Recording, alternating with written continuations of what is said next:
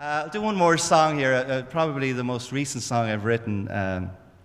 Last fall I went up to Newfoundland to do some shows up there, and I'd been up there a couple of times before, and it always fascinated me because most of the Irish people who settled in Newfoundland came from my part of Ireland, probably around like a 30-mile radius around Waterford City.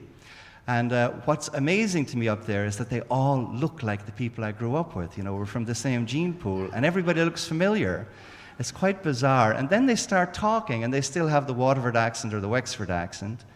And it's just sort of like a Twilight Zone episode or something, very, very strange.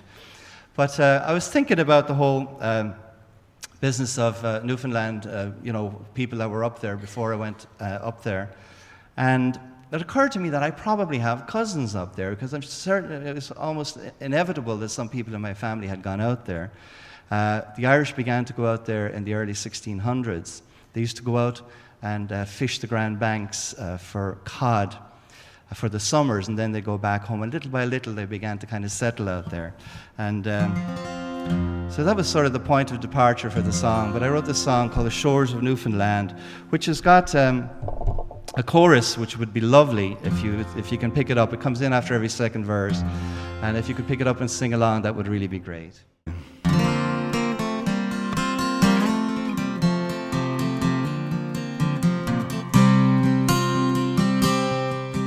My name is John O'Connell, and from Waterford I came.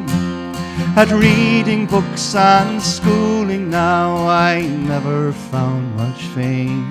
But dragging nets and hauling ropes, it soon made me a man, and I spent my summers fishing on the shores of Newfoundland.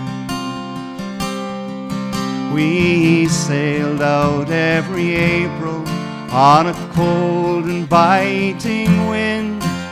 We fished the banks for months on end, till our quota it was filled. The days were long, the labour hard, and I found out firsthand that you work for every penny on the shores of Newfoundland. The shores of Newfoundland, oh, the shores of Newfoundland. You work for every penny on the shores of Newfoundland. One night a sudden storm arose as I slept down below. They roused me from my hammock with loud curses and a blow. Get up, you crazy Irishman, your station must be manned, or we'll never make safe harbour on the shores of Newfoundland. All night and day we tossed about like a spar upon the sea. Two of our crew washed overboard and never more were seen.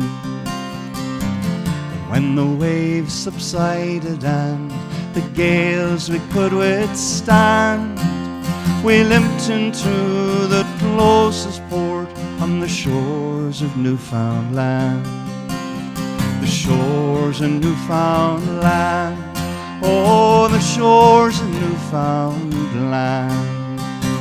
We limped into the closest port on the shores of Newfoundland.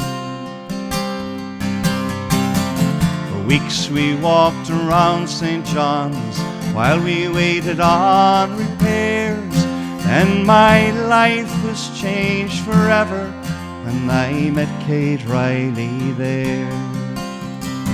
She stole my heart completely, and on that I'd never planned, and I could not part from Katie on the shores of Newfoundland. That winter we were married and we settled in St. John's. When I returned from sea that fall came home to his son. A daughter and then 2 more boys soon added to our clan, and I live my days contented on the shores of Newfoundland.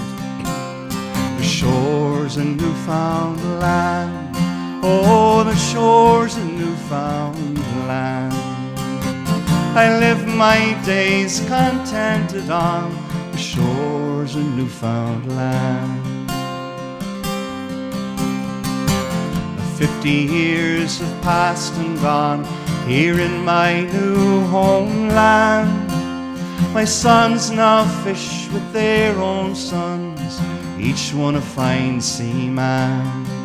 I often think of Waterford, but to go back I've no plan, and my bones will soon be laid to rest on the shores of Newfoundland. The shores of Newfoundland, oh, the shores of Newfoundland. My bones will soon be laid to rest on the shores of Newfoundland. The shores of Newfoundland, oh, the shores of Newfoundland. My bones will soon be laid to rest on the shores of Newfoundland.